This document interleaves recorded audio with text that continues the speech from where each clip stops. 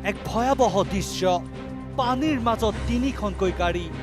পানীৰ কোবাল খুঁটে গাড়ীকেইখন উটুৱাই নিয়াৰ উপক্ৰম হৈছে যিকোনো মুহূৰ্ততে পানীত বিলীন হৈ যাব পাৰে গাড়ীকেইখন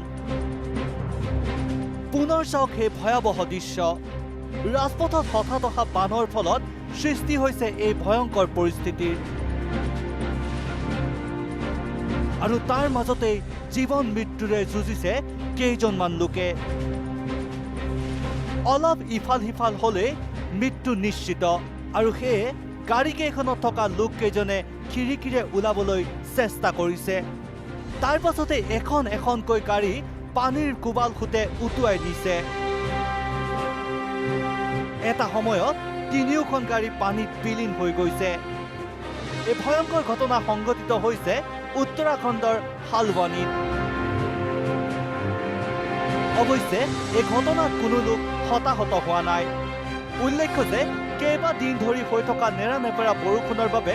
অবৰ্ণনীয় পৰিস্থিতিৰ সৃষ্টি হৈছে উত্তৰাখণ্ডত